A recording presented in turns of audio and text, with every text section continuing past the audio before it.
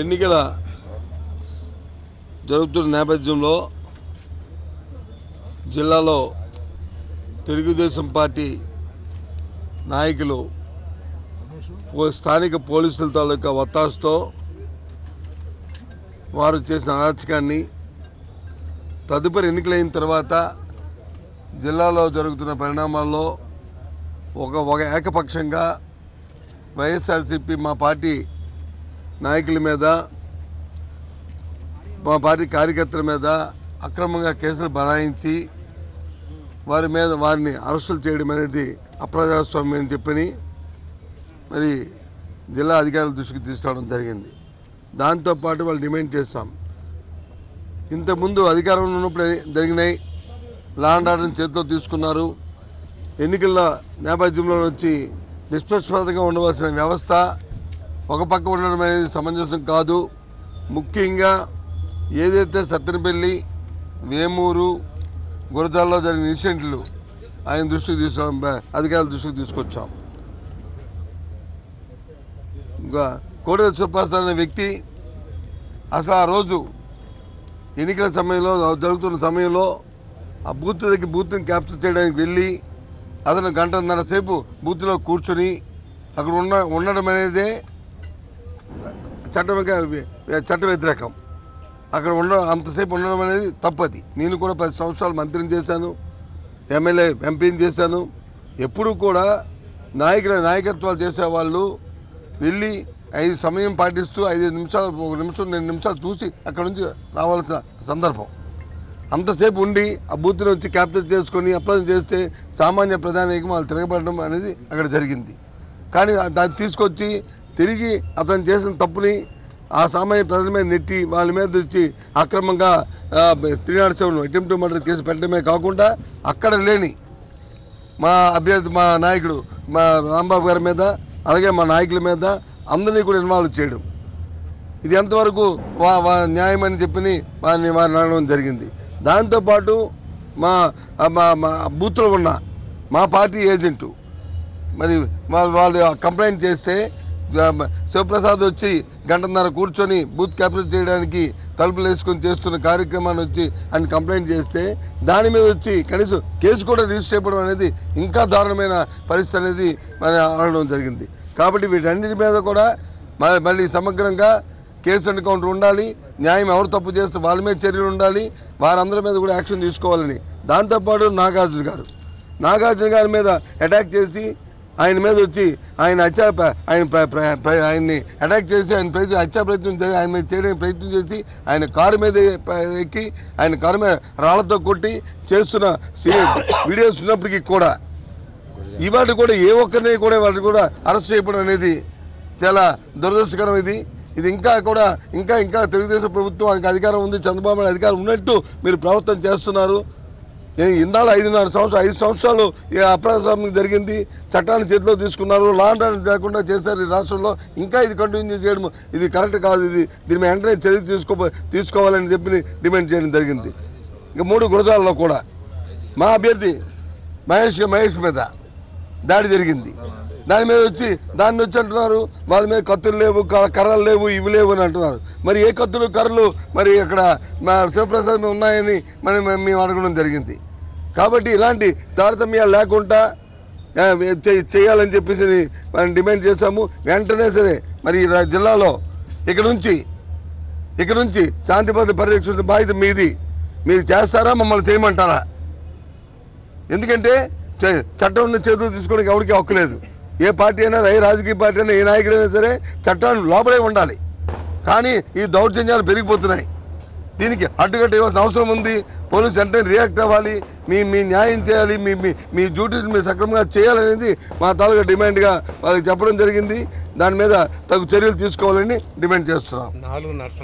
4 నరసరావుపేటలో వచ్చి ఎమ్మెల్యే గారి మీద వచ్చి 307 పెట్టారని చెప్పి అంటున్నారని చెప్పాము. అని అది కూడా ఆ విషయాన్ని కూడా తీసుకొచ్చాం. లేదండి ఎస్పీ గారు వచ్చి లేదండి అలాంటిది ఏం జరగలేదని చెప్పారు. ఓకే, దాని వరకు ఆ విషయం జరిగింది. ఏదైనప్పటికీ కూడా చూస్తున్నాం ఈ రాష్ట్రంలో జరిగింది. శివప్రసాద్ అనే వ్యక్తి ఎవరైతే ఉన్నారో ఈ రాష్ట్రంలో స్పీకర్ అని చెప్పుకోవడానికి ఆ పదవి అవనించడానికి చాలా సిగ్గుచేటు, చాలా దురదృష్టకరం. అటువంటి వ్యక్తిని అది చూస్తుంటే నాకు అనిపించింది, అసలు 23 ఎమ్మెల్యేలు వచ్చి సంతలో పసులా కొని వాళ్ళతో ఒక నోటీస్ ఇస్తూ నోటీస్ ఇవ్వలేని వ్యక్తి, ఎంతసేపు కూడా తుత్తులుగా ఉన్న వ్యక్తి ఇవాళ వచ్చి తగుదమ్మాలంటూ మళ్ళీ వచ్చి ప్రజల దగ్గరికి వచ్చి అవంటే ప్రజలు ఏ రకంగా బుద్ధి చెప్పారో ఎంత గౌరవించుకోవాలంటే ఇవాళ తెలుస్తుంది అతనికి. ఇంకా బుద్ధి తెచ్చుకొని ఇంకా ఆలోచన మార్చుకోలేని పక్షంలో ఇక భగవంతుడు కూడా ఆయన రక్షించలేడు. ఇంకా ఎందుకంటే ఆయన తాలూకు పరిస్థితులు చూస్తుంటుంటే ఎంత చేతకాలం ప్రజలు చూసాం మనం ఆ టీవీలో అన్నింటిలో కూడా వెళ్ళి. ఎందుకో ఇంత ఇన్ని సంవత్సరాలు రాజకీయ జీవితంలో ఉండి వెళ్ళి బూత్ని క్యాప్చర్ చేసుకోవాలనుకుని దేనికోసం, ఎందుకంత ఆతృత ఏంటో దానివల్ల వదిలించడానికి చేసిందంత 5 సంవత్సరాలు బస్సు పెట్టించి శాసనసభ ఔన్నత్యాన్ని తీసి అసలు స్పీకర్ అని చెప్పుకోవడం మా స్పీకర్ అని చెప్పుకోవడానికి చరిత్రలో రాబోయే కాలం చెప్పుకోవడం సిగ్గుపడేటట్లు రాష్ట్ర ప్రజలు అందరూ కూడా అంత పరిస్థితులు చేసిన వ్యక్తి మళ్ళీ తగుదమ్మంటే ఇలాంటి కార్యక్రమాలు చేయడం చాలా దురదృష్టం. తీవ్రంగా పరిణామాలన్నింటినీ కూడా మేము తీవ్రంగా ఖండిస్తున్నాం. ఈరోజు సూపరింటెండెంట్ ఆఫ్ పోలీస్ని మేము కలవడం జరిగింది. మా ఇన్ఛార్జి మంత్రివర్యులు బొత్స సత్యనారాయణ గారి నాయకత్వంలో ప్రధానంగా రాష్ట్రంలో ముఖ్యంగా మన జిల్లాలో పోలింగ్ రోజున కొన్ని గందరగోళాలు జరిగినాయి. తెలుగుదేశం పార్టీ వారు మా అభ్యర్థుల మీద తిరుగుబాటు చేసి బూతుల్లోకి వెళ్ళలేకోకుండా అడ్డుకుని మ్యాన్ హ్యాండిలింగ్ కూడా చేశారు. ముఖ్యంగా వేమూరు నియోజకవర్గంలో, అదేవిధంగా గురజాల, నరసరావుపేట, తాడికొండ ఇలాంటి నియోజకవర్గాల్లో, పొన్నూరు ఇలా నియోజకవర్గాల్లో మ్యాన్ హ్యాండిల్ చేశారు. దాని మీద మేమందరం కూడా రిపోర్ట్స్ ఇవ్వడం జరిగింది. వాటిని అదేవిధంగా తెలుగుదేశం వారు కూడా కొన్ని కంప్లైంట్స్ ఇచ్చారు. దాని మీద ఈ రెండింటి మీద నిష్పక్షపాతంగా వ్యవహరించవలసిందిగా మేము డిమాండ్ చేయడం కోసం ఈ రోజున ప్రత్యేకంగా మేము ఎస్పీ గారిని కలవడం జరిగింది. దీనిలో ముఖ్యంగా నేను చెప్పదలుచుకున్నది ప్రధానంగా సత్తెనపల్లి నియోజకవర్గంలో ఇనిమెట్లలో జరిగినటువంటి సంఘటన. ఈ సంఘటన టీవీలో కూడా చాలా పెద్ద ఎత్తున వచ్చింది. ఒక దురదృష్టకరమైన సంఘటన అక్కడ జరిగింది. ప్రజలు అక్కడ తిరుగుబాటు చేశారు. కోడెల శివప్రసాద్ గారిని అసాల్ట్ చేసినట్టుగా ఆయన తరపున కంప్లైంట్ కూడా ఇచ్చారు. దాన్ని 307 కింద రిజిస్టర్ చేసి కొంతమందిని అరెస్ట్ కూడా చేయడం జరిగింది. ఇక్కడ నేను ప్రధానంగా చెప్పదలుచుకున్నది ఏమిటంటే, అక్కడ నేరానికి మొదటిగా పాల్పడిన వ్యక్తి కోడెల శివప్రసాద్ గారు. ఎందుకని అంటున్నానంటే, ఒక అభ్యర్థి ఏ పోలింగ్ స్టేషన్లోకైనా వెళ్ళవచ్చును తప్పు లేదు, వెళ్ళి కూర్చోవచ్చును తప్పు లేదు, ఓటర్ను పరిశీలించవచ్చును తప్పు లేదు. కానీ కోడెల శివప్రసాద్ గారు ఇనిమెట్ల గ్రామం వెళ్ళి ఆ బూత్లో కూర్చుని ఆ బూత్ తలుపులు వేసి గడియ పెట్టుకున్నారు.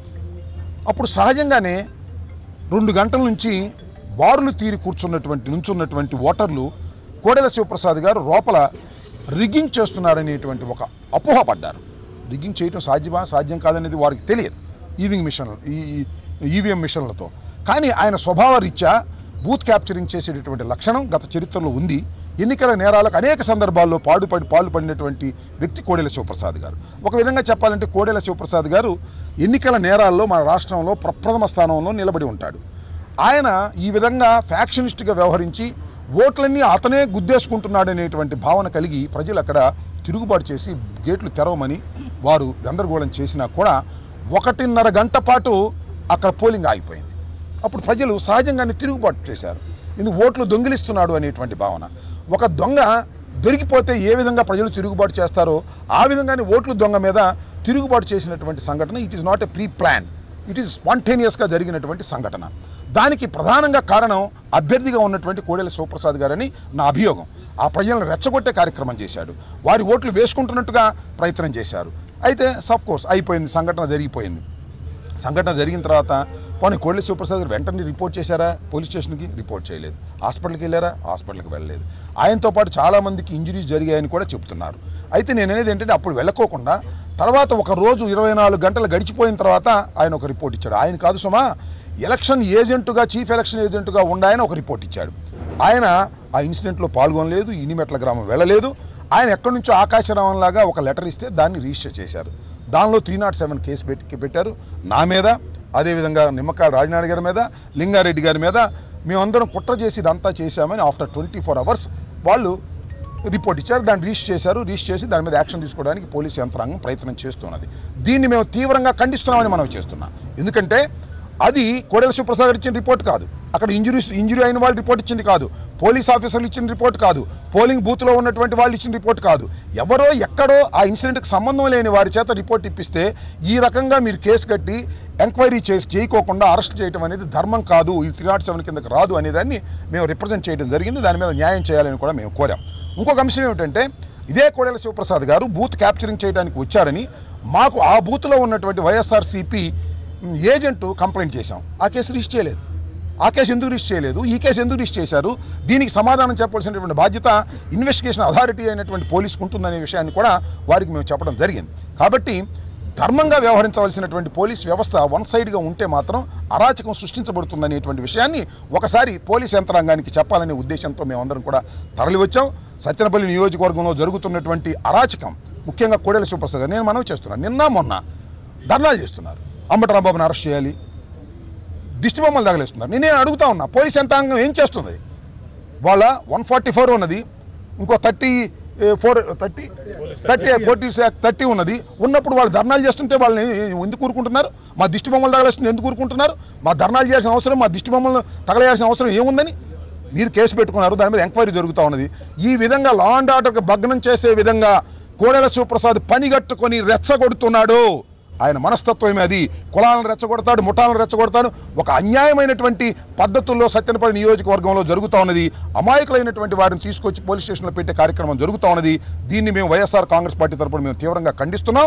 అలాంటి ఒక రెచ్చగొట్టే కార్యక్రమాలు చేస్తే మాత్రం నియోజకవర్గం అశాంతికి గురవుతుంది. మేము ఆ పరిస్థితులు లేవు. నేను ఒక మనవి చేస్తున్నా, మేము కుట్రలు చేసేవాళ్ళం కాదు, కుతంత్రాలు చేసేవాళ్ళం కాదు, ఫ్యాక్షనిస్టులం కాదు, బూత్ క్యాప్చరింగ్ చేసేవాళ్ళం కాదు. ఇవన్నీ కూడా ఉన్నది కోడెల శివప్రసాద్ గారి చరిత్రలో ఉన్నది. కాబట్టి నేను మనవి చేస్తున్నాను, ఖచ్చితంగా పోలీస్ యంత్రాంగం సక్రమంగా వారు రెస్పాండ్ కాకపోతే సత్తెనపల్లి నియోజకవర్గంలో కానీ అలాగే జిల్లాలో కానీ ఒక అరాచకమైన పరిస్థితి మే 23 లోపల జరుగుతుంది. దాన్ని ప్రివెంట్ చేయాల్సినటువంటి బాధ్యత ఉన్నదనే విషయాన్ని మేము చెప్పడం జరిగింది. కొంతమంది పోలీస్ ఆఫీసర్స్ కూడా, ముఖ్యంగా గురజాలలో పోలీస్ ఆఫీసర్లే తెలుగుదేశం చొక్కాలు వేసుకున్నట్టుగా ప్రవర్తన చేసినటువంటి సమాచారం మాకున్నది. వారే ఎలక్షన్ చేశారనే సమాచారం మాకున్నది. అలాగే మా నియోజకవర్గంలో కూడా ముప్పాళ్ళలో ఒక ఎస్ఐ గారు ఆయనే తెలుగుదేశం నాయకుడిలాగా వ్యవహరించాడు. వీళ్ళందరి మీద యాక్షన్ తీసుకోకపోతే మాత్రం పోలీస్ వ్యవస్థ భ్రష్టు పడుతుంది. ఒక పార్టీకి మొగ్గు కాసే విధంగా ప్రవర్తన చేయడం పోలీస్ డిపార్ట్మెంట్కి సరైనది కాదనే విషయాన్ని కూడా వారికి ఆన్ రిటర్న్ రిప్రజెంటేషన్ ఇచ్చాం. దాని మీద యాక్షన్ కోసం ఎదురు చూస్తున్నాం. యాక్షన్ చేసుకోకపోతే మాత్రం ప్రజాస్వామ్య పద్ధతుల్లో మేము ఉద్యమానికి దిగవలసినటువంటి అవసరం ఉంటుంది. అది కూడా వారికి చెప్పడం జరిగింది. ఎమ్మటే యాక్షన్ తీసుకోవాల్సిందిగా మేము రిక్వెస్ట్ చేశాం. Thank you.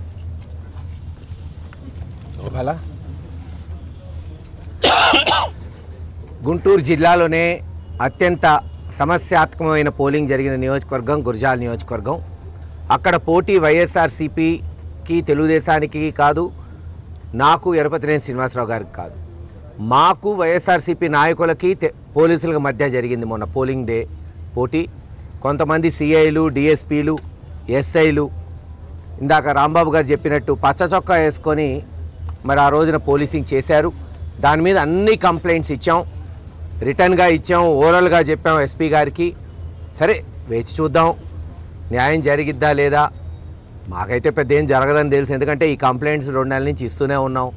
కొంతమంది సిఐల్ని మార్చండి, ప్రశాంత పోలింగ్ జరగాలంటే మార్చలేదు. ఆ సిఐలు అక్కడ ఉండటం వల్లే ఈ గొడవలు జరిగినాయి. ఇప్పుడు వాళ్ళని తీసుకొచ్చి అటాచ్ చేస్తారట. సరే అటాచ్ చేస్తారా చేయరా అది వారి ఇష్టం. న్యాయం జరగకపోయినా రేపు కొత్త ప్రభుత్వం వస్తుంది, కొత్త సీఎం వస్తారు, అన్నిటి మీద కూడా స్పష్టమైన ఎంక్వైరీ జరగాల. ఎవరైతే తప్పులు చేశారో ఆఫీసర్స్ కావచ్చు, తెలుగుదేశం నాయకులు కావచ్చు, అందరూ కూడా బోనెక్కేదానికి రెడీగా ఉండాలని తెలియజేస్తున్నాం.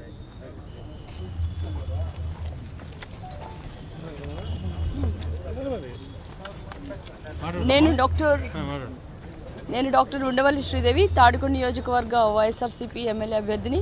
మొన్న ఎలక్షన్ రోజు అంటే ఏప్రిల్ 11న అన్ని బూత్స్ నేను విజిట్ చేయడానికి వెళ్ళినప్పుడు ఎస్పెషల్లీ పెద్దపారిమిలో బూత్ నెంబర్ 51, 52లో నేను ఎంటర్ అవుతుంటేనే ఈ యొక్క తెలుగుదేశం గూండాలు ఎక్కడి నుంచి వస్తారో తెలీదు, బయట నుంచి వస్తారు అరువు గూండాలు. వాళ్ళందరూ వచ్చి డాక్టర్ అని కూడా చూడకుండా, మహిళను కూడా చూడకుండా అసభ్యమైన పదజాలతో అసలుకి చెప్పలేనంత విధంగా ఫిల్దీ వర్డ్స్ వాడుతున్నారంటే ఒక డాక్టర్గా నాకే చాలా బాధేసింది. ఇంత చదువుకొని ఇంత ఎస్సీ రిజర్వేషన్లో దళిత మహిళలు పైకి రావడానికి ప్రయత్నిస్తుంటే ఈ యొక్క అగ్రకులం వాళ్ళు ఎట్లా అణగదొక్కుతున్నారనేది చాలా ఆశ్చర్యంగా అనిపిస్తుంది.